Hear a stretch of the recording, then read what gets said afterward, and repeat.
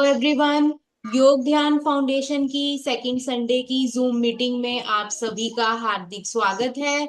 आज की हमारी जूम मीटिंग का टॉपिक है kidney care guide for people with type 1 diabetes. गुर्दे की देखभाल आसान बनी टाइप 1 डायबिटीज वाले व्यक्तियों के लिए एक मार्गदर्शिका। आज की हमारी T1D हीरो हैं मिस नेहा त्यागी। आज के हमारे स्पीकर हैं डॉक्टर श्याम बिहारी बंसल, जो किडनी स्पेशलिस्ट हैं। आज के हमारे पैनलिस्ट्स में हैं doctor Arpita Prishti, mister Sam Gulati and miss Aruna Sharma. आज के हमारे ऑर्गेनाइजर्स हैं doctor Anil Kumar Vedwal, doctor Anju Veermani and miss Ishika. आज के हमारे वोट ऑफ थैंक्स में हमारा साथ देंगे miss Himani and miss Janvi. आज के हमारे मॉडरेटर्स में हैं miss Amrita Rupani and mister Jitesh Wadhwa. चलिए आगे चलते हैं, मिलते हैं। ये योग ध्यान फाउंडेशन के ये हमारे ट्रस्टीज हैं mister Ramani Chhabra and miss Bindiya Chhabra, जिन्होंने 1985 में योग ध्यान फाउंडेशन की नींव रखी थी। इनका भी थैंक्स करना चाहेंगे। Thank you sir, thank you ma'am. So, a very good noon, everyone. And today's our type 1 diabetic hero of the month is Miss Neha Tyagi, and she diagnosed with type 1 diabetes in June 2010. And in 2011, she diagnosed with celiac disease. And even after having so many hurdles in her life, now she still proceeds towards its goal. So, now we would like to call Miss Neha Tyagi. So, Miss Neha, please share us your views. I am Neha. और मैं अपनी journey आपके साथ share करना चाहूंगी। I hope you can relate this. मुझे 2010 में diabetes हुआ था। उस टाइम पे हमें डायबिटीज के बारे में ज़्यादा नॉलेज नहीं थी। मैं गांव से रिलेट करती हूँ, तो यहाँ पे सबने बोला कि आप देसी दवाई खाइए, उनसे ठीक हो जाएगा शुगर। तो मैंने वो खाई, उससे मेरी हालत और ज़्यादा खराब हो गई। एट द एंड हम एम्स में गए। वहाँ से हमें बहुत हेल्प मिली, उन्होंने ही हमें अनिल सर के पास भेजा। फिर हम 2012 में YDF से जुड़े। उस टाइम पे जो अनिल सर है, उन्होंने हमारा बहुत साथ दिया। यहाँ से हमें बहुत सारी हेल्प मिली, फाइनेंशियली भी और एजुकेशनली भी। हमें बहुत सारी चीज़ों का पता चला जिनका हमें नहीं पता था। और अब मैं अपनी लाइफ बहुत अच्छे से जी रही हूँ। अब मैं बी फार्मेसी कर रही हूँ, सेकेंड ईयर में हूँ। इन सब में मेरे फादर ने मेरा बहुत सपोर्ट किया है। मतलब आज मैं आप सबके सामने हूँ तो सिर्फ और सिर्फ अपने पापा की वजह से। उन्होंने मेरा लाइफ में बहुत साथ दिया है और अभी दे रहे हैं। हमारे कॉलेज में जो टीचर्स हैं वो भी बहुत ज़्यादा सपोर्टिव है। मैं मतलब अगर मैं कुछ करना भूल जाती हूँ, लाइक इंजेक्शन लगाना या फिर खाना खाना, तो वो खुद बोलते हैं कि पहले खाना खा लो, उसके बाद काम कर लेना। वहां से तभी हम सर वहाँ पे गए थे एम्स में, और तब से मेरा इलाज वहीं पे चल रहा है। और वहाँ पे सिर्फ मैं फर्स्ट वीक मतलब एक वीक एडमिट रही थी, उसके बाद से आज तक मैं कहीं पे एडमिट नहीं हुई हूँ। और मैं अपनी लाइफ को बहुत अच्छे से जी रही हूँ।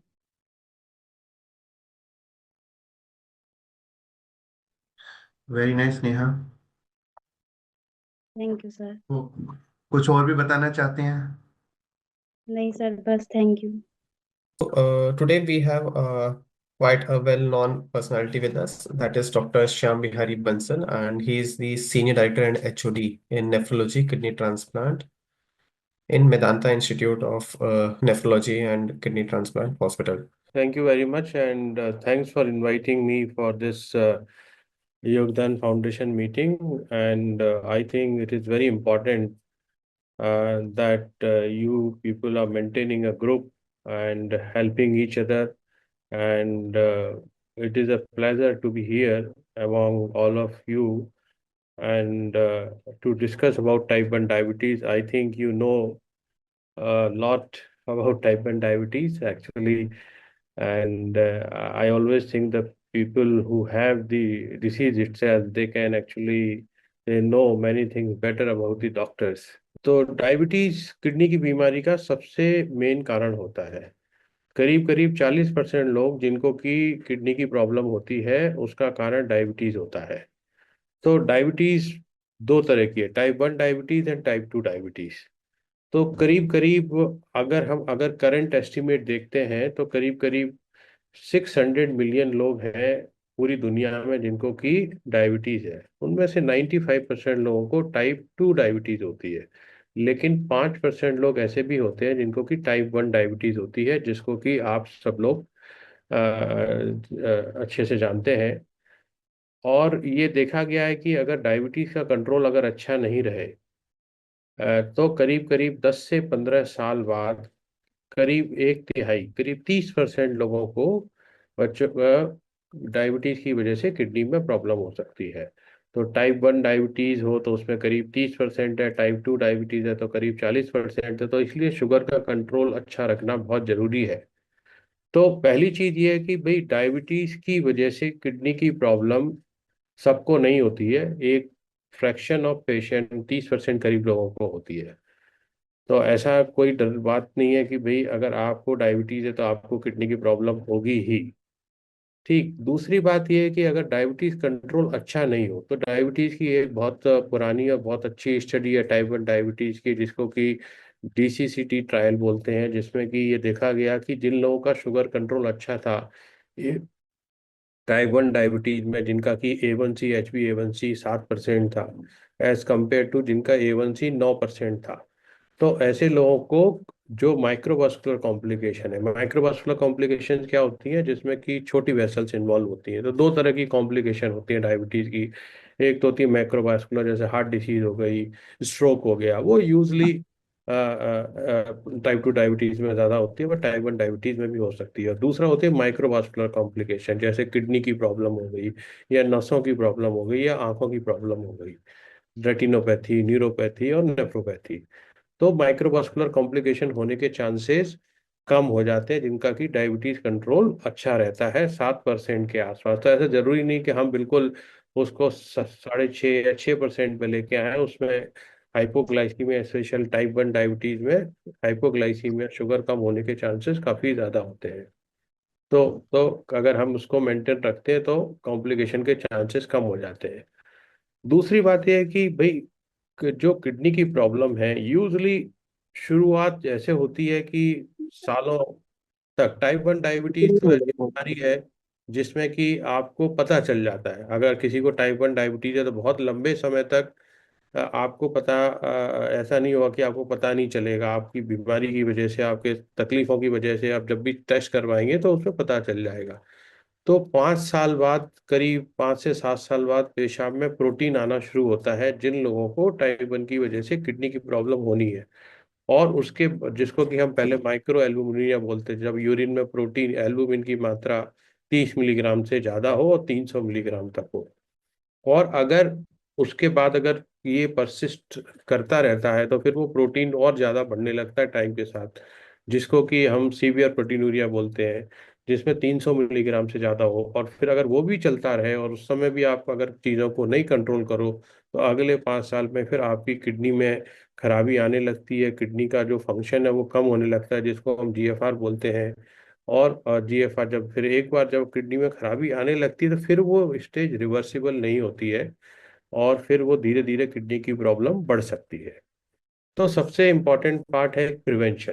प्रिवेंशन के लिए कि हम उस स्टेज तक आने से रोकें, तो उसके लिए सबसे जरूरी है कि आप शुगर कंट्रोल बहुत अच्छा रखें।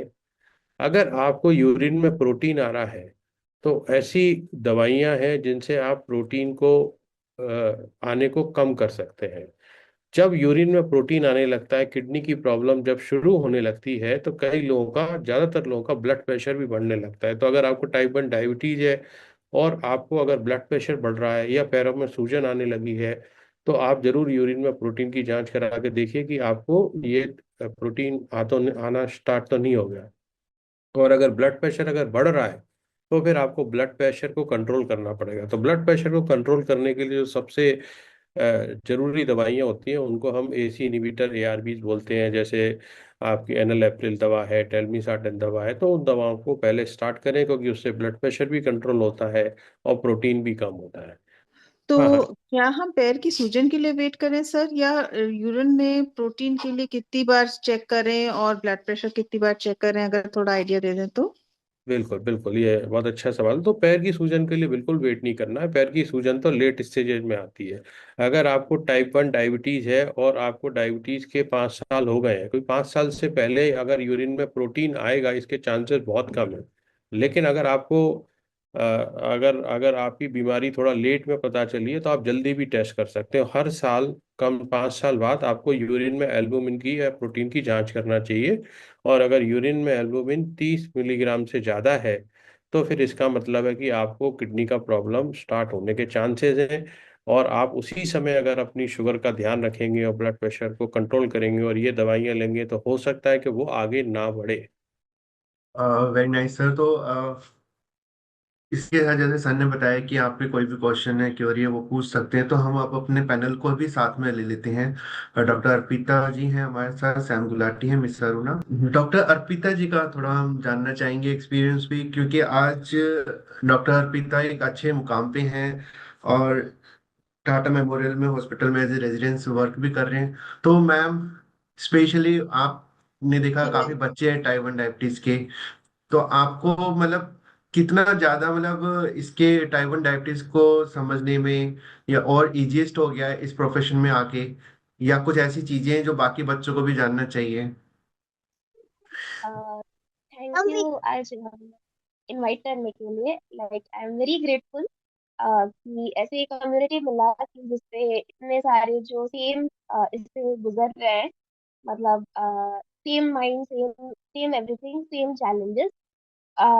ये है कि जैसे मैंने इस प्रोफेशन को इसलिए चूज किया क्योंकि मेरा डायग्नोसिस जब हुआ था तो मुझे डॉक्टर बनने का मतलब इच्छा और थोड़ा सा ज्यादा हो गया था। तो ये है कि इस मतलब वे डॉक्टर बनने के लिए जब हमने मतलब पढ़ाई से and then I became a doctor. तो जब मेरा डायग्नोज हुआ था तब इतना इंफॉर्मेशन अवेलेबल नहीं था कि अभी जितना इंफॉर्मेशन अवेलेबल है, फ्रीली अवेलेबल है, अवेयरनेस बढ़ रही है। That is a very good thing. और ऐसा है कि जितना अवेयरनेस बढ़ता है, जितना आप नॉलेज गेन करते हो, तो उससे आपको इजी होता है कि अपना डायबिटीज को कंट्रोल करना। तो अभी मैंने जितना अपनी जर्नी में मैंने सीखा है, ऐसे 4 पिलर्स ऐसे बोल सकते हैं कि फर्स्ट इज आपका जो मेडिसिन आप ले रहे हो, इंसुलिन। सेकेंड इज ये सब जो शुगर कंट्रोल में हेल्प होता है, मेडिसिन। फिर एक्सरसाइज, शुगर मॉनिटरिंग। आप किसी भी वे में करो, इधर फिंगरप्रिंट से टेस्ट करो ब्लड ग्लूकोज, या फिर सीजीएम का यूज करो उससे, और एक्सरसाइज। ये 3-4 पिलर्स है जो आपको अपने डायबिटीज कंट्रोल में बहुत ज्यादा हेल्प करती है। अगर आप ये सब करो और एक डिसिप्लिन लाइफ, रूटीन लाइफ अगर आप इम्प्लीमेंट कर सको, जितना आप कोशिश कर सको, तो आपका ग्लाइसेमिक कंट्रोल इम्प्रूव होगा। और कॉम्प्लिकेशंस जो हो सकती हैं, माइक्रोवास्कुलर और मैक्रोवास्कुलर, जैसे डॉक्टर श्याम ने बताया, तो ये सब को प्रिवेंट करने में आपका ग्लाइसेमिक कंट्रोल ही सबसे ज्यादा हेल्पफुल रहेगा।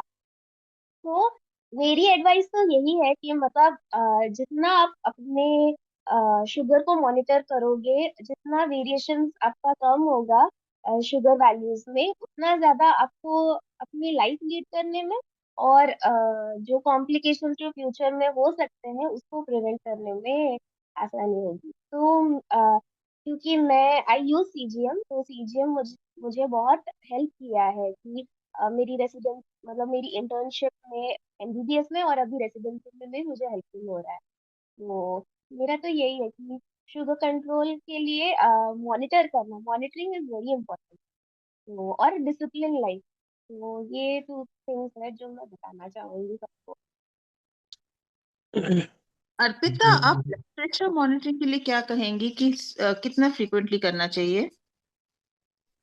अ, मतलब ऑल्दो ऐसा है कि जो कंस्ट्रेंट्स फॉर मनी वो होता है, but I would definitely recommend कि मॉनिटरिंग ऐसा, अगर सीजीएम पे आप हो तो एक CGM it works for 14 days. तो बेटा, अगर आप आपके, यस मैम।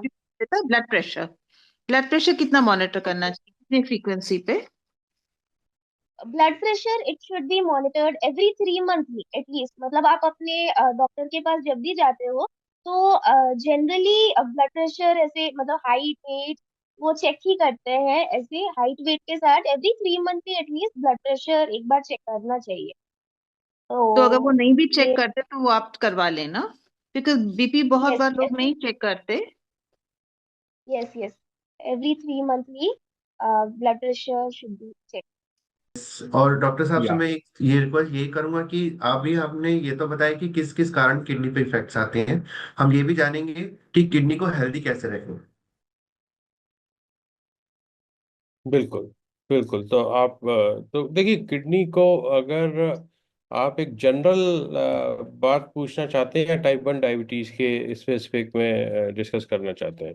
क्योंकि यहाँ तो मीटिंग पूरी टाइप 1 डायबिटीज के बारे में ही है, तो सर उसमें आप अगर थोड़ा सा रोशनी दें कि एक्सरसाइज का कितना अहमियत है। अगर मुझे टाइप 1 डायबिटीज है और मैं किडनी की प्रॉब्लम से बचना चाहती हूँ, तो मुझे एक्सरसाइज पे कितना ध्यान देना होगा? नहीं, एक्सरसाइज आई थिंक बहुत इम्पोर्टेंट है। कई बार ये किडनी की बीमारी में लोगों को ये गलत फहमी रहती है कि हम एक्सरसाइज नहीं कर सकते, या ये एक्सरसाइज नहीं कर सकते, या आप किडनी की बीमारी किसी भी वजह से हो या ना भी हो, तो भी आपको रेगुलर एक्सरसाइज करना बहुत ज़रूरी है। और चाहे वो एक्सरसाइज आप नॉर्मल, आप आपका जो एक्सरसाइज है, आप आपका खेलना कूदना है, या वॉकिंग है, या रनिंग है, या फिर ट्रेडमिल है, या और जो भी एक्सरसाइजेज हैं, उसको जरूर करना चाहिए। उससे शुगर कंट्रोल में भी हेल्प मिलती है। लेकिन टाइप 1 डायबिटीज़ में जैसे आपको पता है कि आपकी शुगर फ्लक्चुएशन थोड़ा ज़्यादा होगी, तो आपको देखना पड़ेगा कि भाई कि आपकी उस तरह से जो इंसुलिन चल रही है उसके डोजेस कैसे एडजस्ट करेंगे, और एक्सरसाइज से आपकी शुगर पे कितना फर्क पड़ता है। एक्सरसाइज अगर नहीं करेंगे तो शुगर कैसे, तो वो देखना पड़ेगा। बट एक्सरसाइज करना किडनी के प्रिवेंशन के लिए भी, और जब किसी को हो जाए तब भी जरूरी है। एक्सरसाइज बच्चों के लिए है कि वो अपना जो भी एक्टिविटीज है, खेल कूद है, वो जरूर करें। और अपना शुगर का साथ में ध्यान रखें, बिकॉज फ्लक्चुएशन थोड़े ज़्यादा होंगे टाइप 1 डायबिटीज में as compare to type 2 diabetes. कि सैम, अगर आप थोड़ा सा क्लियर बताएं, आपने काफी बार एक्सपीरियंस किया है एक्सरसाइज का असर, अगर उसका ब्लड प्रेशर के साथ आप अपना एक्सपीरियंस बताएं तो। जब भागना शुरू करता हूँ या फिर कोई भी एक्सरसाइज करना शुरू करता हूँ, कुड बी एनीथिंग। आप घर पे योगा कर लो, आप यूट्यूब पे चला के कोई आधे घंटे का 20-25 मिनट 30 मिनट का एक्सरसाइज कर लो, कुछ भी कर लो। जब आप उसको एक हफ्ता अगर कंटिन्यू करते हैं तो आप, जैसे कि ये सारी चीजें आप देखते हैं कि आपकी नॉर्मल रेंज में आना शुरू हो जाती हैं। अगर ये थोड़ी सी भी बॉर्डर लाइन हाई हो रही है, आप थोड़ा सा डाइट और ये एक्सरसाइज करने से ये चीजों पे एकदम ड्रास्टिक इम्पैक्ट आता है। ब्लड प्रेशर ही नहीं मैम, जैसे सर बता रहे थे, एक रेस्टिंग पल्स रेट आजकल अगर आप देखेंगे तो वो उसमें भी बहुत फर्क आ जाता है। अगर हम बैठे हुए हैं, हमारा पल्स रेट 80 या 75 के आसपास है, लेकिन जब हम एक्सरसाइज करना शुरू करते हैं, कोई भी स्पोर्ट्स खेलना शुरू करते हैं बच्चों के लिए, तो रेस्टिंग हार्ट रेट जो है वो भी 65-60 इस रेंज में आना शुरू होता है, और बॉडी बहुत एनर्जेटिक महसूस होती है। तो मैम ये मैंने अपनी पर्सनल जर्नी में एक्सपीरियंस करा है इम्पैक्ट, कि अगर आप रोज एक्सरसाइज करें तो बहुत ही फर्क पता लगता है, और जब छोड़ते हैं तो भी फिर उसका जो है एक डिफरेंस महसूस होना शुरू हो जाता है बॉडी में। डॉक्टर भानु, ब्लड प्रेशर बच्चों का कितना होना चाहिए? 120/80 होना चाहिए? मैम, ब्लड प्रेशर जो हम लोग लेते हैं, वो एक्चुअली एक सिंगल रीडिंग नहीं लेते हैं। ये हर एज के हिसाब से डिफरेंशिएट करता है, जेंडर के हिसाब से डिफरेंशिएट करता है। और हम लोग इसके लिए हमारे चार्ट्स होते हैं जिनको फॉलो करते हैं, और यूनिवर्सल गाइडलाइंस जो उसमें सेंटाइल सिस्टम्स के हिसाब से हम देखते हैं। तो नॉर्मल हमारा टारगेट होता है that blood pressure should remain between 50th to 90th centile for that age and gender. तो इस हिसाब से होता है। कोई एक सिंगल रीडिंग बताना उसमें पॉसिबल नहीं होता है। हाँ, लेकिन एक रफ गाइड के हिसाब से कुछ एक फॉर्मूलाज होते हैं जिनको लिया जाता है कि mean blood pressure is around 70+ age in years. इस तरीके से मीन ब्लड प्रेशर को लिया जाता है, लेकिन एज के हिसाब से वेरी करता है। नहीं सर, मैं इसलिए पूछ रही थी क्योंकि कई बार ब्लड प्रेशर जैसे 100/60 आता है बच्चों का, या 90/60 आता है, तो पेरेंट्स बहुत घबरा जाते हैं कि 120/80 होना चाहिए 8 साल के 9 साल के बच्चे का। तो अगर आप आसान तरीके में बताएं कि 90/60 या 100/70 ये ब्लड प्रेशर बच्चों के लिए ठीक है कि नहीं है। अ, अ, ये डिपेंड करता है बच्चे की उम्र पे। अगर हम बात करें कि 10 साल से कम का बच्चा है और उसका अगर 100 सिस्टोलिक यानी कि 100/70 के आसपास आ रहा है, तो वो कोई प्रॉब्लम वाली बात नहीं है, क्योंकि 95th सेंटाइल के अंदर ही अंदर होगा ये रेंज नॉर्मल रेंज के हिसाब से देखा जाता है, ना कि इंडिविजुअल रीडिंग के हिसाब से। तो ये कोई प्रॉब्लम वाली बात नहीं है। हाँ, लेकिन अगर जैसे 4 या 5 साल के बच्चे का सिस्टोलिक ब्लड प्रेशर अगर 100 से ऊपर आएगा, तो चांसेस हैं कि वो रेंज के बाहर चला जाएगा। लेकिन 8-9 साल की उम्र के बच्चे का अगर इस रेंज में फ्लक्चुएट कर रहा है, और सिंगल रीडिंग, एक ये भी इंपॉर्टेंट बात होती है कि सिंगल रीडिंग पे कभी भी डिसीजंस नहीं लिए जाते हैं। कंसिस्टेंट रीडिंग्स, मल्टीपल रीडिंग्स लिए जाते हैं, अलग अलग टाइम पे लिए जाते हैं, बिकॉज ब्लड प्रेशर काफी इस बात पे भी वेरी करता है कि किस स्टेट में हम बैठे हैं, या फिर हमने हमारी फिजिकल स्टेट, स्ट्रेस वगैरह कैसा है। तो मेनी टाइम्स कोई भी सिंगल रीडिंग हमने अगर ली और हमारा कोई ब्लड प्रेशर ऐसे अगर ज्यादा दिखता है, तो उसको लेके एकदम से परेशान होने की बात नहीं है। जरूरी है कि उसको कंसिस्टेंट रीडिंग्स एक तो उसी टाइम पे कुछ रेस्ट के बाद में ली जाए, और फिर कुछ एक दिनों तक रिपीटेडली उसको चेक किया जाए। अगर कंसिस्टेंटली ये रीडिंग्स हमारी एज के हिसाब से हायर साइड पे दिख रही हैं, तो डेफिनेटली हमें डॉक्टरी सलाह लेनी चाहिए। सर एक क्वेश्चन मुझे है, लो हीमोग्लोबिन लेवल्स भी क्या अफेक्ट कर सकते हैं बीपी को?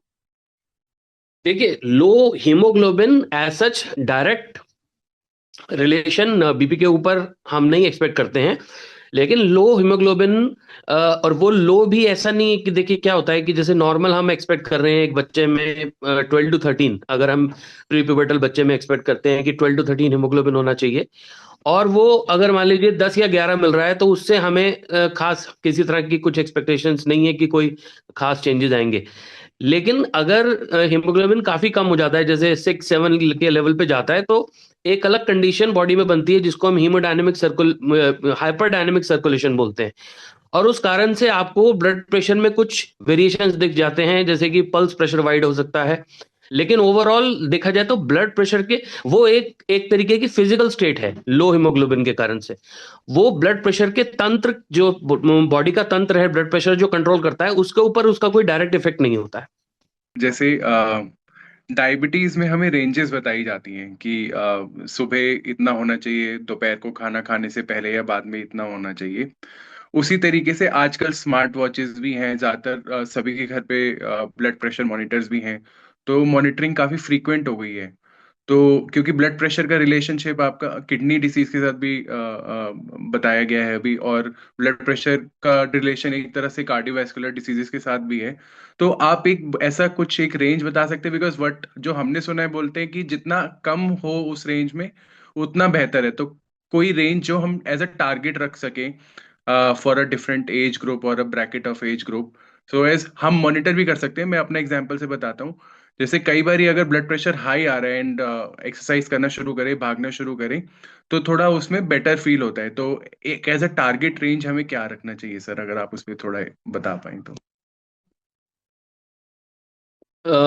देखो, मैं इसमें कुछ आपके क्वेश्चन को आंसर करने की कोशिश करता हूं, लेकिन I am sure doctor Shyam और डॉक्टर अंजू के पास भी कुछ कमेंट्स होंगे जरूर इसमें। देखिए, आपने ये बात बिल्कुल सही पॉइंट आउट करी कि आजकल हमारे पास में डिवाइसेस बहुत हैं, टेक्नोलॉजी एडवांस कर रही है हर चीज में। हम कई तरीकों से अपना ब्लड प्रेशर मॉनिटर कर पाते हैं, अपने आप ही कर लेते हैं। कुछ वॉचेज हैं, कुछ नहीं तो एटलीस्ट घर में डिवाइसेस होते हैं। लेकिन एक बात हमें समझनी पड़ेगी कि when it comes to decision making, तो जितने भी ये डिवाइसेस वगैरह जो उपलब्ध हैं, इनमें एक बहुत बड़ा क्वेश्चन ये आता है कि क्या ये स्टैंडर्डाइज हैं, क्या ये एक्चुअली वो चीज पिक कर रहे हैं जो ये पिक करने के लिए बनाए गए हैं। अब होता क्या है ना कि एज अ अपने बिजनेस के हिसाब से, मतलब बेचने के लिए कोई भी जो सामान बनाएगा, वो उसके अंदर एक फीचर दे देगा कि आप इसमें ब्लड प्रेशर भी देख सकते हैं। लेकिन इस तरह के devices, unless we are sure about कि दे आर, मतलब जैसे कि मान लीजिए हमने किसी ऑथेंटिक जो ब्लड प्रेशर मॉनिटरिंग डिवाइस है उसके साथ में मॉनिटर करके देखा है कि इसकी रीडिंग्स कंसिस्टेंट होती हैं, अगर ये सिचुएशन है तब डेफिनेटली हम उस पर रिलाई कर सकते हैं, पहली बात। दूसरी बात, जो बात आप ये वाली बोल रहे हैं ना कि एक्सरसाइज से ब्लड प्रेशर लोअर साइड पे रहता है, देखिए लोअर साइड पे डेफिनेटली ये बात बिल्कुल सही है, लेकिन ये कंटेक्स्ट ऐसा आता है कि ऐसा नहीं है कि हम इमीडिएटली एक्सरसाइज करते हैं तो हमारा ब्लड, वो इमीडिएट एक्सरसाइज से तो ब्लड प्रेशर ऊपर जाता है, क्योंकि ये तो बॉडी का रिस्पॉन्स है, बॉडी तैयार करती है एक्सरसाइज के लिए खुद को। लेकिन अगर हमारी रेगुलर हैबिट है एक्सरसाइज की, हमारी लाइफस्टाइल अप्रोप्रिएट है, खाने के तरीके ठीक है, जनरली ऐसा देखा जाता है जो लोग रेगुलर एक्सरसाइज करते हैं उनके खाने के तरीके भी बेटर होते हैं, तो डेफिनेटली ओवर द टाइम हमारे ब्लड प्रेशर लोअर साइड पे जाने शुरू हो जाते हैं, नॉर्मल रेंज के लोअर साइड पे जाते हैं। और ना सिर्फ ब्लड प्रेशर, इवन जो सिंपल जो हमारी पल्स पल्स रेट होता है, वो भी आप देखेंगे कि जो रेगुलर एक्सरसाइज करने वाले लोग हैं उनका जो रेस्टिंग पल्स रेट है वो अराउंड 60 to 70 इस रेंज में चलता है, और जो लोग बिल्कुल एक्सरसाइज वगैरह कुछ नहीं करते उनके resting pulse rate even 90 plus रहते हैं। सो अगेन इसमें यही दो तीन चीज सामने आती हैं कि पहली बात, जो भी डिवाइस हम जिससे चेक कर रहे हैं, क्या मतलब, देखिए चिंता लेने को हम किसी भी चीज से ले सकते हैं, हमारे आसपास चिंता भरी पड़ी है, ठीक है। तो पहली बात, क्या हमें रियली चिंता लेने की जरूरत है? हम चेक कर रहे हैं, अच्छी बात है, लेकिन अगर ऐसा कुछ आ रहा है तो पहला क्वेश्चन ये है कि क्या वो स्टैंडर्डाइज्ड है? अगर वो स्टैंडर्डाइज नहीं है तो हम उसको चेक कर लें, और नहीं तो एटलीस्ट किसी ऐसी जो स्टैंडर्डाइज डिवाइसेस हैं उनसे चेक करें। उसके बाद में जो हमारे रेंजेस आती हैं, ब्लड प्रेशर में कुछ फ्लक्चुएशंस होना, हमारी जैसे भी हमने बात करी, कुछ हमारी एक्टिविटी के हिसाब से, हमारे मेंटल स्टेट के हिसाब से फ्लक्चुएशन होना नॉर्मल फिजियोलॉजिकल रिस्पॉन्स है, उसको देख के हमें परेशान नहीं होना है।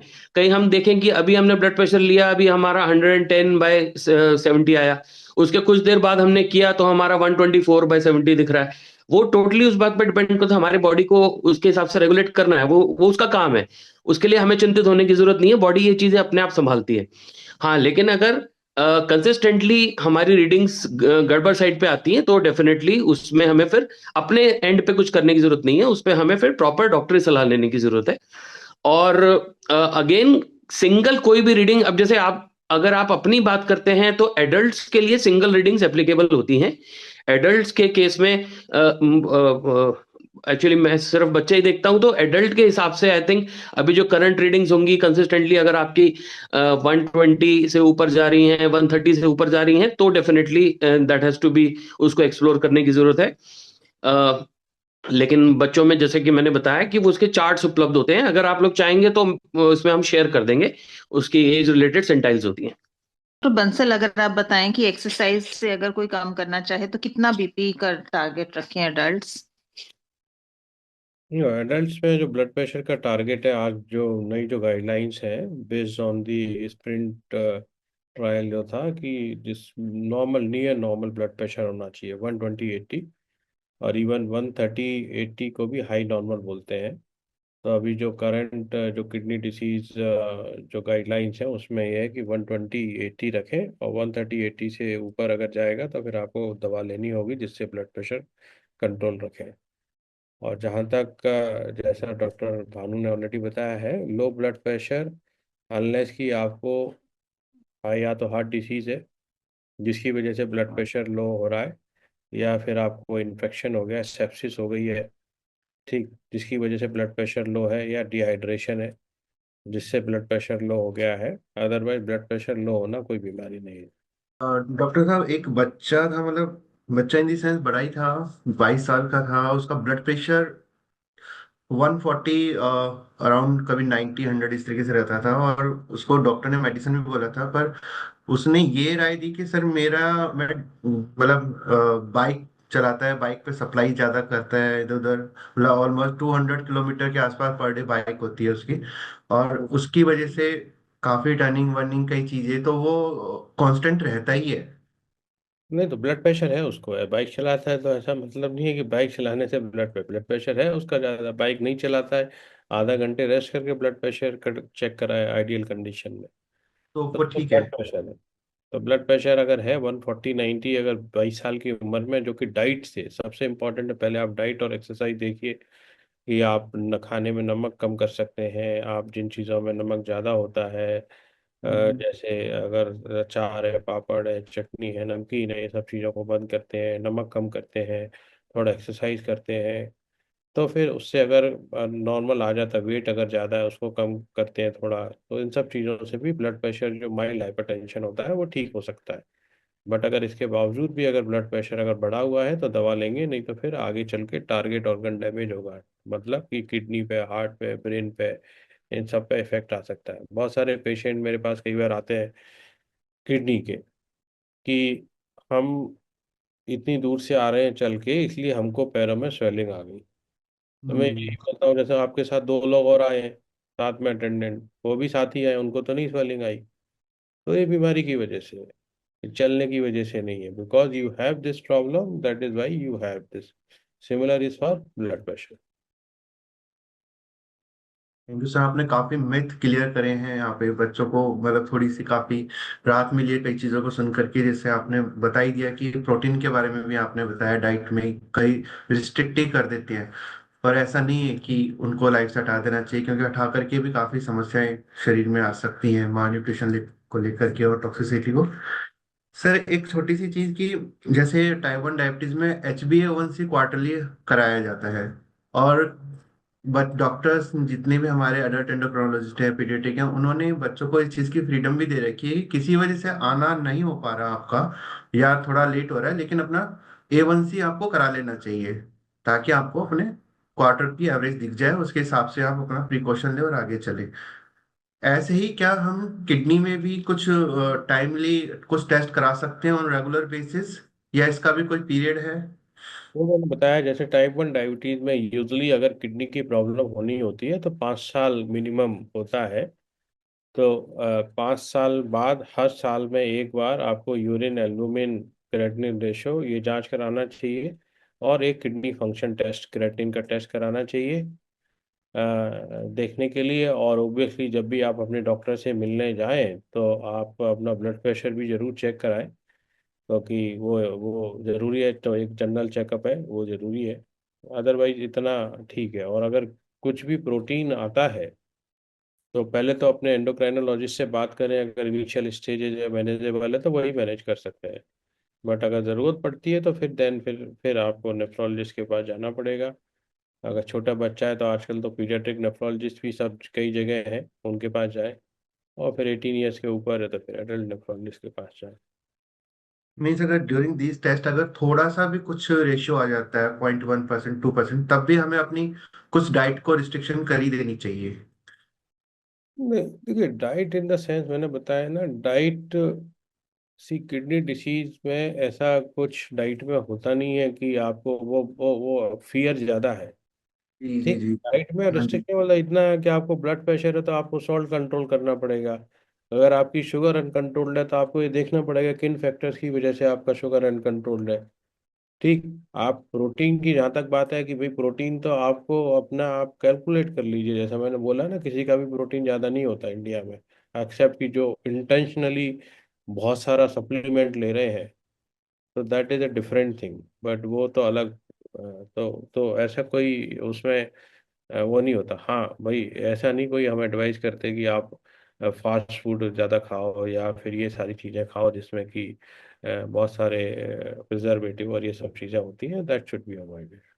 सर एक छोटी सी चीज की, जैसे टाइप 1 डायबिटीज में HbA1c क्वार्टरली कराया जाता है, और बट डॉक्टर्स जितने भी हमारे अडल्ट एंडोक्रोनोलॉजिस्ट है, पीडियाट्रिक हैं, उन्होंने बच्चों को इस चीज़ की फ्रीडम भी दे रखी है कि किसी वजह से आना नहीं हो पा रहा आपका, या थोड़ा लेट हो रहा है, लेकिन अपना A1C आपको करा लेना चाहिए, ताकि आपको अपने क्वार्टर की एवरेज दिख जाए, उसके हिसाब से आप अपना प्रिकॉशन ले और आगे चले।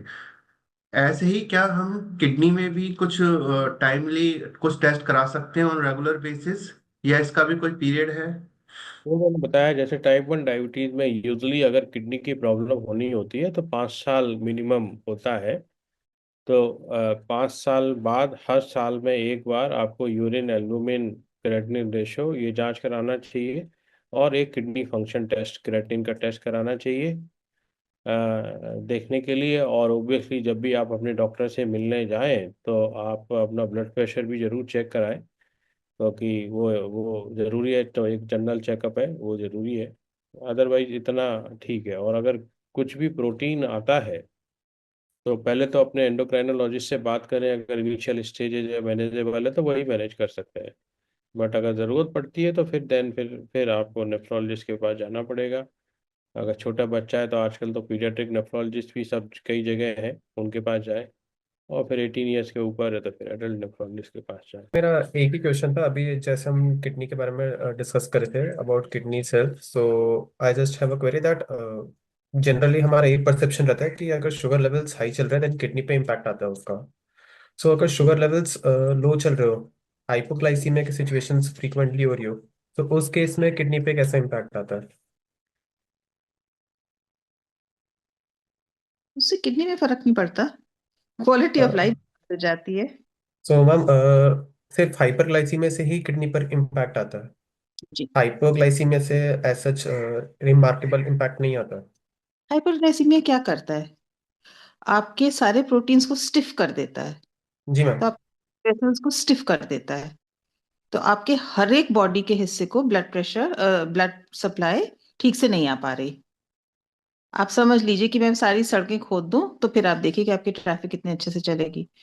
तो नेचुरली फिर हर एक कॉलोनी रोएगी कि हमारा ट्रक नहीं आ रहा है, हमारी कार नहीं आ रही, हमारी साइकिल नहीं आ रही, कुछ नहीं हो रहा।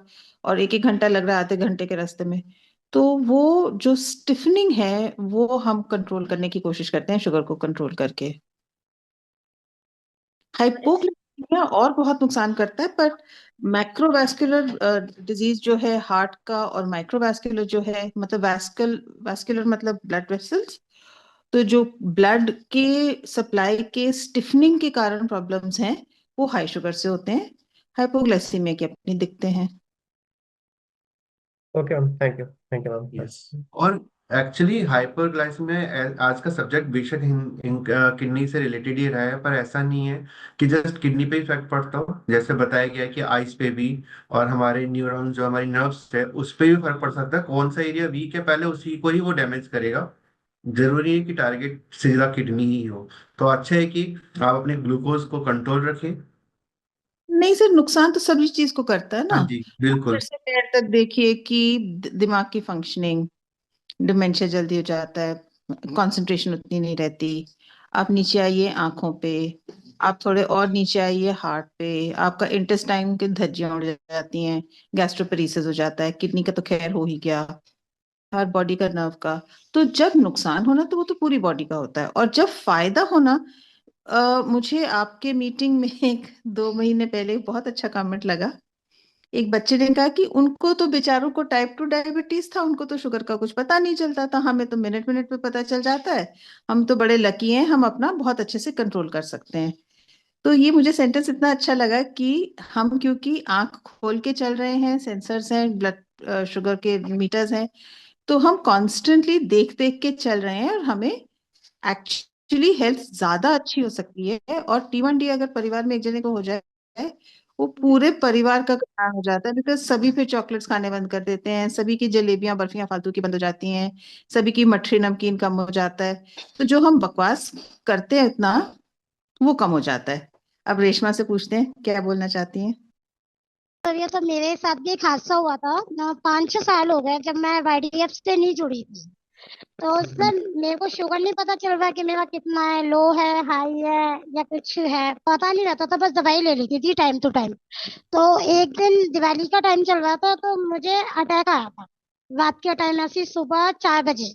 तो मुझे फालिस मार गई थी। अब वो खासकर जहाँ तक मुझे अंदाजे से ही है कि मेरे लो हो गया था शुगर, जिसलिए मुझे फालिस हो गया था। अब जैसे थोड़ा बहुत वो सही, मैंने 4-6 चम्मच पानी में चीनी मिला के पिया तो नॉर्मली हुआ था। फिर भी मतलब 2-3 गिलास पिए थे मैंने, 4-6 चम्मच मिला मिला के, काफी ज्यादा मेरा लो हो गया था। मुझे जिंदगी में पहली बार ऐसा अटैक आया था। उसके बाद अब वो थोड़ा कंट्रोल हुआ तो मेरा सुबह मॉर्निंग से लेकर शाम तक मुझे दिखाई देना बंद हो गया। मतलब मुझे मुझे अब भी याद करती हूँ ना, मुझे डर लगता है इस चीज, ये दोबारा हो हम्म। गया तो। नहीं एक नहीं, ही इसीलिए बार तो हुआ तो मुझे अभी भी डर लगता है। इसीलिए ही कहते हैं मॉनिटरिंग जरूरी है। और जैसे तीन उनको बारी उन्हें ना ऐसा था कि कुछ नहीं था, कुछ समझ में ही नहीं आता था, सिर्फ दवाई मिल जाती थी सफदरजंग हम्म, से, तो वही बहुत था। टेस्ट जब ही होता था जब हॉस्पिटल जाते थे। वो तो थैंक यू सर, आपका, आपकी नजर हम पे पड़ी, नहीं नहीं वरना ऐसे ऐसे ही रहते हम तो, बेकार ऐसे ही रहते। नहीं, इसीलिए तो एक जो डॉक्टर आपको एक इंडिपेंडेंसी देते हैं, आजादी देते हैं कि regular monitoring, regular checkup, regular test बहुत जरूरी है। तो उसके लिए तो मैं आपको बहुत थैंक यू करती हूँ, आपको बहुत ज्यादा थैंक यू। थैंक यू, धन्यवाद। तो आज छोटा सा मैं भी एक शेयर छोटी सी कर दूं, क्योंकि आज हमारी जो कॉन्शियसनेस है ना, आज जो हम जान लेते हैं, देख लेते हैं, समझ लेते हैं, अच्छा डिसीजन ले लेते हैं, एक्चुअली ये ही हमारी असेट्स हैं। और इस असेट्स को हमारी जिम्मेदारी बनती है कि जब तक जिए, चाहे हमारी 80 साल है, 70 साल है, 100 साल है, तो उस बुढ़ापे में भी हम आज जैसे ही फैसले ले सकें।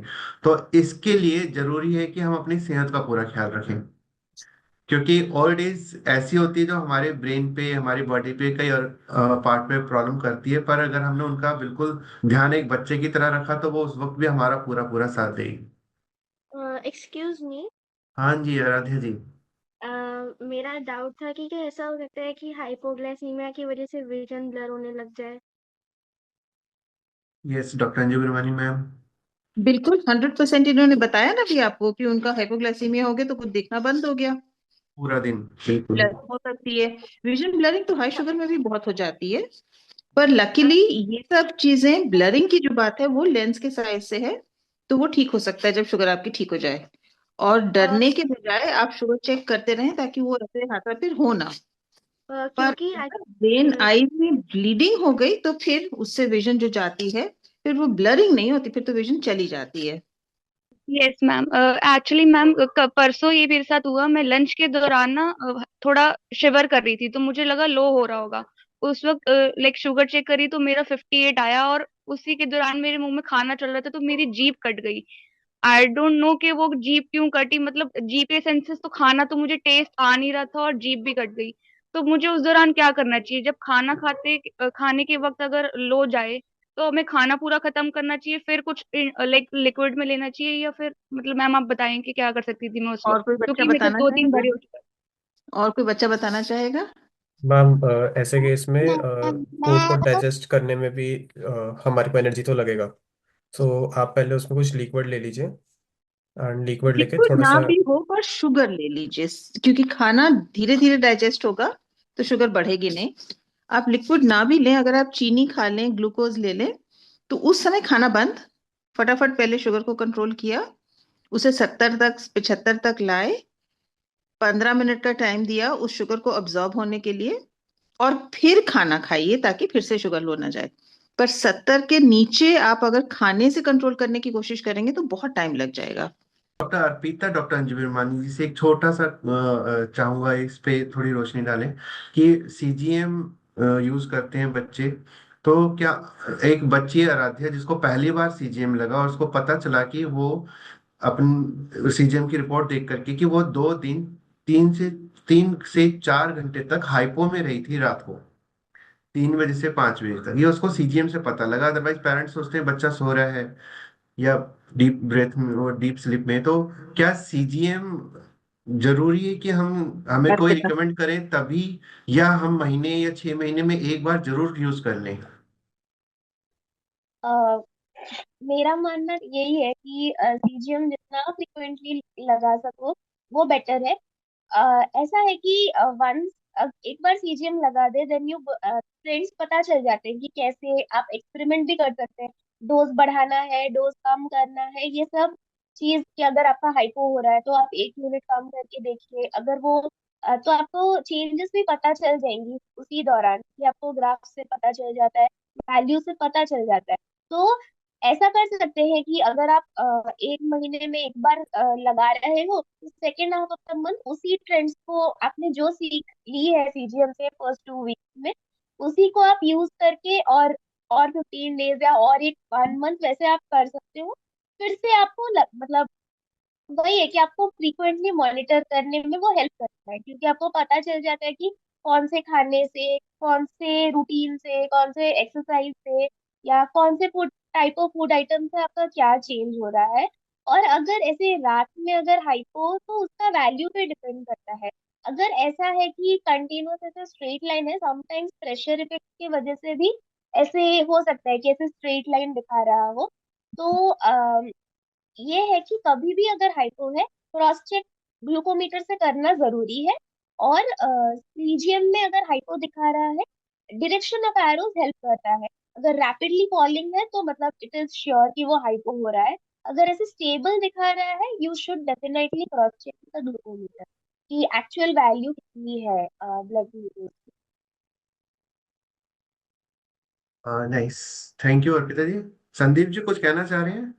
सर एक क्वेश्चन मेरा ये था कि सभी की लाइफ में ये फेज आया होगा कि जब हनीमून पीरियड से बाहर आते हैं तो डे बाय डे इंसुलिन का डोज जो है वो इंक्रीज हो रहा होता है, और हम कई बार उसको पहचान नहीं पाते और एक्सेप्ट नहीं कर पा रहे कि हाँ ये बढ़ रहा है, और कल हमने इतना दिया था फिर भी कंट्रोल नहीं हो रहा, आज हम इतना दे रहे हैं।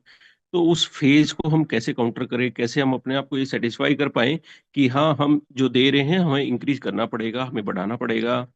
ऑब्वियसली कंटिन्यूस मॉनिटरिंग चल रही है, सीजीएम लगा हुआ है, लेकिन आज जैसे अगर 6 यूनिट दे रहे हैं तो आज 6 यूनिट से भी बात नहीं बन पा रही है, कल फिर हमें थोड़ा और बढ़ाना पड़ रहा है। तो इस फेज में हम कैसे अपने आप को रिएक्ट करें, कुछ कंट्रोल खाने पे करें, या मतलब कई बार हम अपने बेटे को ये बोल देते हैं कि बेटा दूध मत पी, ये तो फिर से तेरे को 2 यूनिट लेना पड़ जाएगा।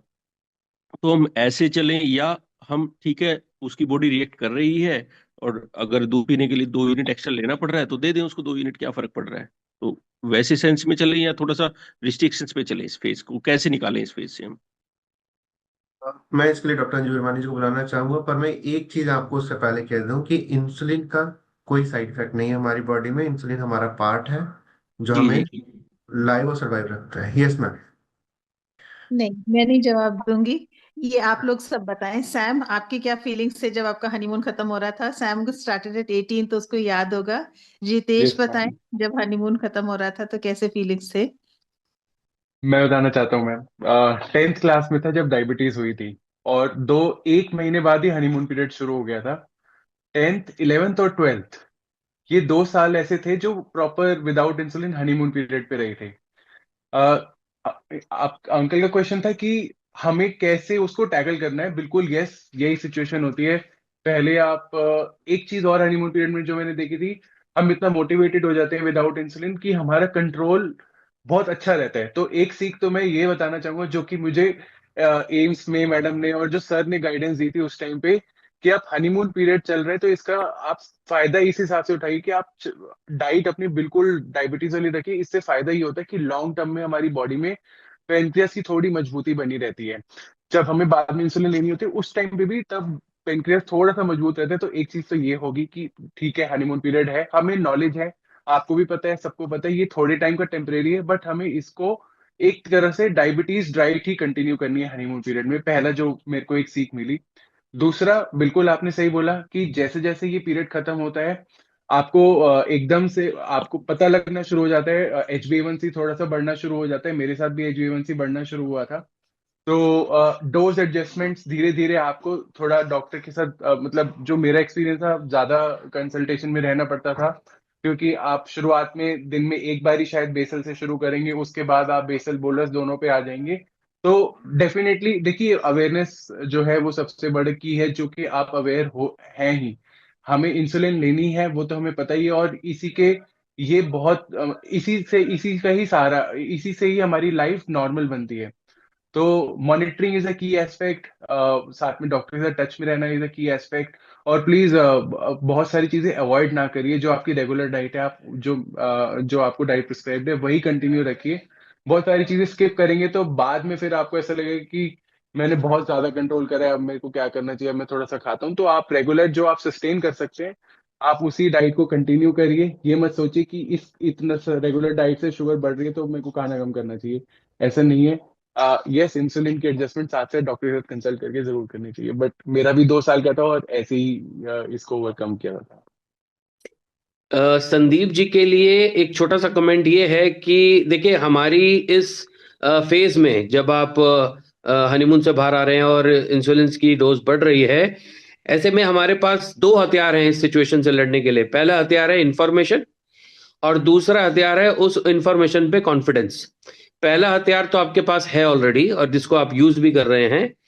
दूसरा हथियार अब आपको यूज करना है, और ये आप तब यूज कर पाएंगे, उसके लिए आप एक सिंपल सी ये चीज सोचिए कि उस इंसान के साथ में क्या हो रहा है जिसके पास पहला हथियार भी नहीं है, जिसको ये पता ही नहीं है कि हनीमून नाम की चीज होती है। उस फैमिली के साथ में क्या दिक्कतें आ रही होंगी। तो अगर आपको ये एश्योरेंस है कि आपके पास ऑथेंटिक इंफॉर्मेशन है, तो उस पर कॉन्फिडेंस रखिए और ये चीज मान के चलिए कि सिर्फ आप ही के साथ नहीं हो रहा है, ये यूजुअल प्रोसेस है, नेचुरल कोर्स बोलते हैं कंडीशन का, ये वही है। और मैं ये कहूंगी कि it's not about honeymoon alone, it's about everything in life. आप ऐसे देखिए कि पिछले 4 साल से निमहैंस का जो योगा का क्लास है वो मैं सुबह 6:50 से करती हूँ। और हर रोज ये लगता है 6, 6:30 बजे कि यार आज रहने देती हूँ, अच्छा फिर कल कर लूंगी, पता है कि फायदा होगा। फिर 6:32 पे अपने आप को डांटना पड़ता है कि उठ कर, बेवकूफ लड़की। तो फिर मैं करती हूँ, फिर बड़ा बड़ा अच्छा लगता है। जब शुरू कर देती तो बड़ा अच्छा लगता है, पर उससे पहले वो 5 मिनट हमेशा थोड़ा सा ख्याल आता है कि यार आज थोड़ी देर और सो ले तो क्या नुकसान होगा। तो इंसुलिन का भी वही है कि दूध बंद कर दे बेटा, आइसक्रीम मत खाइयो, बिल्कुल चॉकलेट नहीं खाना, तेरे कल भी आइसक्रीम खाई आज भी आइसक्रीम खाई है, तो उसको बोल दीजिए देख यार तेरा हनीमून खत्म हो रहा है तो क्या कर रहा है, रोज आइसक्रीम मांग रहा है। पर दूध जैसी चीज तो बिल्कुल ही बंद मत करिए। और मैं तो कहूंगी कि आइसक्रीम जैसी चीज भी बिल्कुल बंद मत करिए, क्योंकि फिर दिल बड़ा टूटता है कि सारा दिन पापा बस मेरे को ना ना ना ही कहते रहते हैं। तो I think it's a part of life कि वो कॉन्स्टेंटली हम लोग सोचते रहते हैं कि हाय क्या कर रहे हैं, हाय बड़े दुख की बात है, एक चॉकलेट और खा लेना क्या जाएगा। और फिर अपने आप को समझाना पड़ता है कि नहीं, ऐसे नहीं होता। अब मैम इसमें मैं एक एक बात मेरे को बोलनी थी कि हो क्या रहा है कि जैसे हम लोग कंटिन्यूस मॉनिटरिंग करते हैं, उसने डिनर किया, उसने डोज डिनर के हिसाब से लिया है। अब हो क्या रहा है कि 2 घंटे तक तो वो ठीक है कि शुगर ठीक ठीक रह रही है, क्योंकि उसने पहले खीरा वगैरह खाया है, जो जो कवर अप करना था वो किया है अपनी शुगर के लिए। और वो 2 घंटे बाद एकदम से स्टीप राइज आ गया। अब वो हमें वो चीज समझ नहीं आ रही कि या क्या हाँ, उसका वो डाइजेशन स्लो हो शुगर गया है, क्या पैटर्न अपने हुआ है। डिस्कस करिए, हाँ शुगर पैटर्न्स डिस्कस करिए जी। एंड पैटर्न्स डिस्कस करिए, एक शुगर पे मत जाइए। तो वो तो लंबी कहानी है। पर आप जो साइकोलॉजिकल एस्पेक्ट ले रहे थे, हम उसकी बात कर रहे थे कि दिल टूटता है, दिल टूटने नहीं, की वो चीज। साइकोलॉजी से भी ज्यादा मैं बेसिकली इतना मैं उसको पैटर्न की साइकोलॉजिकल बात नहीं तो मान बाद रहा। में कर लेंगे, मैं वो तो उसको ये लंबी मान रहा कहानी है ना। हूँ, वो तो जस्ट हम इसलिए कि चलो अभी 6 यूनिट लिया है, अभी तो 2 घंटे पहले लिया था, अभी दूध भी पीना है, तो डोज मतलब बस। एडजस्टमेंट की बात तो फिर कभी करेंगे ना, दिस इज ठीक। Not the okay. टाइम और द प्लेस। ओके। पूरा ओके। पैटर्न देखा जाता है 1 वीक तक कैसा चला है कैसा नहीं। जी वो जी। लंबी कहानी भी है डिस्कस करने की। मैम एक रिक्वेस्ट करूंगा, दूसरी चीज आप जस्ट 30 सेकेंड इस पे लाइट डाल दीजिए। अभी जैसे सैम से ही अभी मुंह से उसके निकला कि पैनक्रियाज। कई बच्चे मेरे पास आते हैं, उनको क्या गाइड किया जाता है पता नहीं, वो कहते हैं सर हमारी पैनक्रियाज तो काम ही नहीं करती, पैनक्रियाज तो बंद ही हो गई है, अब हमारे पैनक्रियाज का फंक्शन ही खत्म हो गया है। तो जस्ट एक पैनक्रियाज खाली टाइप 1 ही नहीं, कई और भी चीजें हैं जो काम करती है, वो काफी अच्छा काम करती है। प्लीज मैम इसके बारे में छोटा सा। नहीं, पर पैनक्रियास डायबिटीज में भी बीटा सेल्स भी तो काम कर रहे हैं, ये नहीं कि। Thanks Bhanu, thank you so much. नहीं, ये कि नहीं कि बीटा सेल्स बिल्कुल काम नहीं कर रहे। सैम की 18 साल पे डायबिटीज शुरू हुई थी तो 1.5 2 साल हनीमून चला। हर्षित की 13 साढ़े 13 12 13 साल पे शुरू हुई तो हनीमून ऑलमोस्ट 6 7 महीने निकल जाएगा। अगर कोई 2 साल का बच्चा हो तो उसको शायद हम हनीमून देखे भी नहीं। पर वो हनीमून खत्म होने के बावजूद भी बीटा सेल्स काम तो कर रहे हैं, पूरा नहीं कर रहे पर काम तो कर रहे हैं। एंड हम उनको जितना ज्यादा सपोर्ट दे सकें उतना अच्छा है, क्योंकि फिर वो, आपने मेंशन किया पहले कि अगर हम पहले 2 साल में कंट्रोल कर लें तो बहुत अच्छा रहता है, क्योंकि क्रॉनिक कॉम्प्लिकेशंस का ऑलमोस्ट 30 इयर्स तक फर्क पड़ता है, पहले 2 3 5 सालों का। 30 साल तक हम उसका फायदा उठा सकते हैं। तो ये नहीं कि बीटा सेल्स काम नहीं कर रहे, पर कर रहे हैं।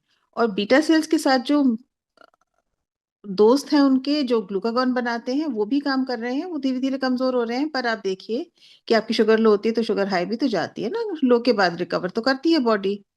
पर ये तो पैनक्रियास का आधा हिस्सा है, और जो बाकी आधा हिस्सा है, जो एक्सोक्राइन फंक्शंस हैं, जो डाइजेशन में एंजाइम्स बनाते हैं पैनक्रियास, वो तो पूरा बरकरार कर रहा है।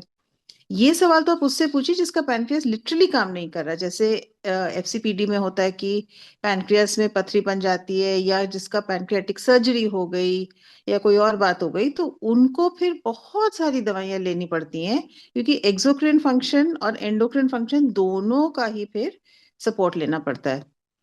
पर अभी भी हमारा पैनक्रियास तो काम कर रहा है, ऐसे मत उसको नकारिए। Thank you ma'am.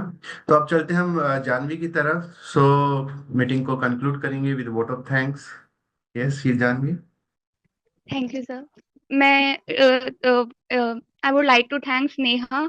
नेहा ने अपनी जब जर्नी शेयर करी और उनके फादर ने भी जर्नी शेयर करी थी, तो उन्होंने यही बताया कि हाँ, आयुर्वेदिक मेडिसिन इम्पैक्ट कितना कर सकती हैं, बट सिर्फ टाइप 1 डायबिटीज में अगर हम आयुर्वेदिक मेडिसिन लेते हैं तो वो लाइक हेल्थ को हमारे डिटेरेट ही करती हैं।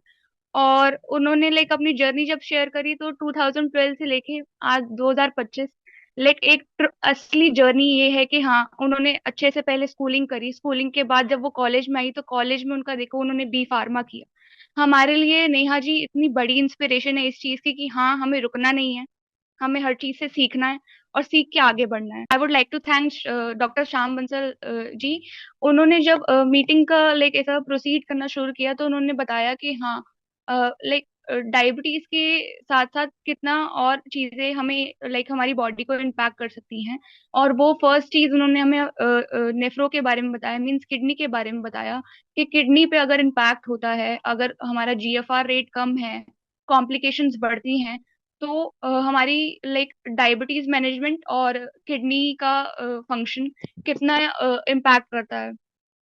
जब भी हम देखते हैं कि हाँ, हमारी किडनी इम्पैक्ट हो रही है, तो उन्होंने उस चीज के लिए हमें टेस्ट बताए कि यूरिन एल्बुमिन टेस्ट होना चाहिए, कैरेटिनिन हमारा टेस्ट होना चाहिए टाइप 1 डायबिटिक्स का, वो कितना सही है। उन्होंने हमें ये बताया कि प्रोटीन सप्लीमेंट हमारे लिए सही हो सकते हैं गलत, हमारे वेट से उन्होंने रिलेट किया प्रोटीन को कि हाँ, अगर एक बच्चे का 14 किलोग्राम वेट है, 40 किलोग्राम वेट है, तो कितना हमारा एक नॉर्मल डाइट, एडुकेट डाइट होनी चाहिए प्रोटीन के लिए। उन्होंने एक और मिथ ब्रेक किया कि हाँ, वाटर इनटेक हमारा जितना हमें प्यास लगती है उतना ही होना चाहिए, ना कि हम उसको एक एक क्राइटेरिया में सेट कर दे कि हाँ, हम 2 लीटर्स पिए या 5 लीटर्स पिए, जितना हमें प्यास लगती है वही। उन्होंने बहुत सारे हमारे आज मिथ ब्रेक किए, तो thank you sir for joining this meeting. Really thank you so much. Yes. Thank मैं थैंक यू करना चाहूंगी अर्पिता जी का। उन्होंने भी हमें अपनी जर्नी पहले शेयर करी कि हाँ, कितना ही लाइक हमारा मॉनिटरिंग और हमारा शुगर मैनेजमेंट हमारी लाइफ को लाइक कितना बेटर बना सकता है। And she is a true inspiration for YDF childrens. तो thank you miss doctor Arpita ji. मैं थैंक यू करना चाहूंगी मिस अरुणा का। वो एक वाईडीएफ का इंटीग्रल पार्ट है। जब भी मैं मैम से मिलती हूँ तो एक नया ही एक इंस्पिरेशन उनसे भी मिलता है। हर बारी मिलने से ऐसा लगता है कि हाँ, मैम ने लाइक हम सबकी लाइक ट्रांसफॉर्मेशन, जो भी बच्चों की ट्रांसफॉर्मेशन जर्नी है वो उन्होंने देखी है, और हम उनसे ही सीखते हैं हर चीज। So thank you miss Aruna. और जो नेक्स्ट है वो है हमारे Sam Gulati. Thank you sir, आपने ज्वाइन की मीटिंग, और सर ने भी इतने सारे हमसे लाइक जब हम सारी चीजें समझ रहे थे आज की मीटिंग के लिए, तो उन्होंने भी इतने सारे क्वेश्चंस पुट अप करे, जैसे प्रोटीन सप्लीमेंट के बारे में क्वेश्चन पुट किया था, एंड बीपी के रिगार्डिंग भी उन्होंने क्वेश्चन पुट किया था कि बीपी हमारा कितना एक एडिक्वेट होना चाहिए, और क्या प्रोटीन सप्लीमेंट्स लाइक एक नॉर्मल बच्चे के लिए, या फिर जो ग्रोइंग स्टेज में होते हैं, या फिर जो जिम जा रहे होते हैं, उनके लिए क्या प्रोटीन सप्लीमेंट सही है। तो उन्होंने बहुत सारे ऐसे क्वेश्चन पुट करे। तो thank you sir for joining this meeting. Thank you ma'am. ये एक डिस्कशन हमारा एक फैमिली की तरह ही होता है कि हम किसी इशू को लेकर के सारे मिलकर के बैठते हैं, उस पर डिस्कस करते हैं, क्या समस्या है उसको फिर रेक्टिफाई करते हैं। तो इस तरीके की हमारी ये मीटिंग्स चल रही है, और महीने में ये डिस्कशन हर सेकंड संडे को होता है। और इसीलिए सभी बच्चे तैयार हैं, अपने बाकी के फ्रेंड सर्कल सबको बताया करें कि ये सेशन जरूर अटेंड करें। आने वाले टाइम पे हमारा जो फरवरी का सेशन है बहुत बढ़िया और बहुत इंपॉर्टेंट है। 12 मंत्र आपको डायबिटीज टाइप 1 को मैनेज करने के लिए बताए जाएंगे। इसमें हमारे साथ डॉक्टर बीना बंसल और उनके सहयोगी जो होंगे और पैनलिस्ट होंगे, उसके बारे में आपको व्हाट्सएप पे जानकारी दी जाएगी। और शायद मार्च में आइज के ऊपर स्पेशल डिस्कशन होगा, जैसे आज किडनी के ऊपर हुआ है। तो इसीलिए आपका जनवरी फरवरी मार्च बहुत इंपॉर्टेंट है, और अप्रैल में दोबारा से नया साल सेलिब्रेट करेंगे इंडियन कैलेंडर के हिसाब से। Thank you ma'am, thank you everyone.